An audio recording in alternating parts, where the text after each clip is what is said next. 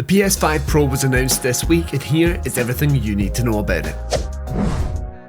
The PS5 Pro will launch on November 7th, with pre-orders going live on September 26th on the direct PlayStation Store, along with participating retailers. In addition, pre-orders will be available everywhere else as of October 10th. The console will retail for $699.99 in both US dollars and British pounds, €799.99 and 119,980 yen. The cost does not include a disc drive for the PS5 Pro or the vertical stand. Both of these need to be purchased separately. The Pro will come with the side stand feet for horizontal positioning, but going by the ones that I have for the Slim, these are kinda rubbish. The PS5 disc drive needed for the Pro is the same one used with the PS5 Slim, so in theory you could buy the disc drive that's available right now, or even transfer the disc drive from your Slim to your Pro. One thing the Pro does have over the regular PS5, however, is increased SSD storage, now opting for 2TB over the roughly 800GB that you get with the standard PS5, and you'll still be able to upgrade your internal storage with an SSD slot. In addition, the Pro will feature Wi-Fi 7 for improved speeds, but only if your modem supports it,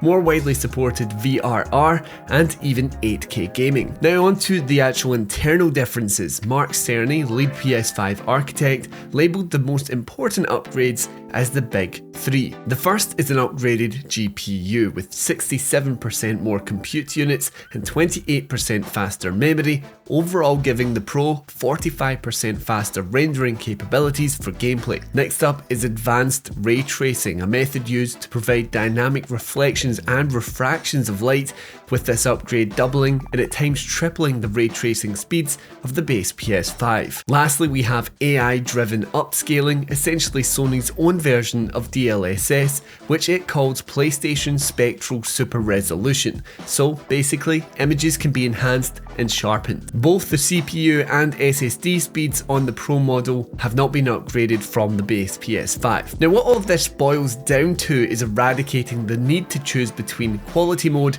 and performance mode. You will now be able to take the 60 frames per second and upwards from performance modes and combine it with the 4K resolution and ray tracing found in quality modes. This will be available to games Sony is labelling as PS5 Pro Enhanced. It says there will be more than 40 enhanced games launching with the console in November, but so far Sony has confirmed the following: Alan Wake 2, Assassin's Creed Shadows, Demon's Souls, Dragon's Dogma 2, Final Fantasy VII Rebirth, Gran Turismo 7, Hogwarts Legacy, Horizon Forbidden West, Spider-Man 2, Ratchet & Clank Rift Apart, The Crew Motorfest, The First Descendants, The Until Dawn Remake, and The Last of Us Part 1 and Part 2 Remastered. Games like Horizon Forbidden West, on top of a combination of fidelity and performance modes, will see improvements to lighting, visual effects, as well as hair and skin and cinematics. So not only is it improving the performance and resolution, but also the graphics themselves thanks to the expanded GPU. Cerny singled out this game, but presumably we will see similar improvements to other titles. Reported in a CNET article, 120 frames per second modes will come to the Pro, something that is a feature on the base PS5 but not used super frequently. It has been reported that enhanced games won't necessarily run at 4K 60 with ray tracing,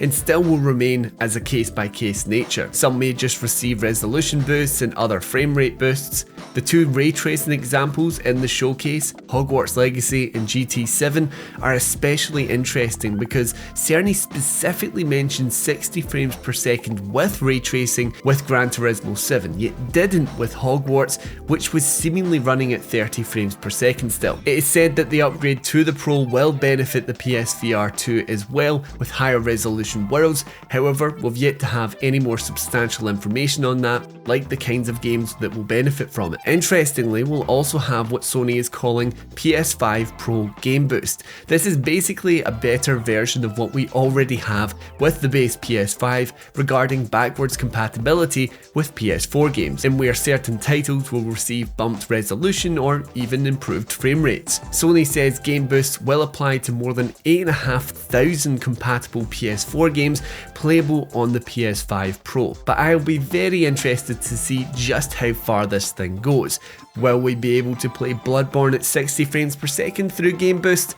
Here's hoping. Now, if you're wondering about the size of the Pro, it is said to be the same height as the base PS5, but the same width as the Slim model. And of course, it will feature the 3-stripe design, tying into that PS5 Slim look. That, however, does mean that your PS5 Slim or PS5 base cover plates will not be compatible with the Pro. So, there's everything you need to know about the PS5 Pro so far. Let me know down in the comments what you're thinking about this £700 mid-gen upgrade, and be sure to subscribe to the channel when we inevitably cover the console in more detail. Until then though, I've been Aaron, and this has been Push Square.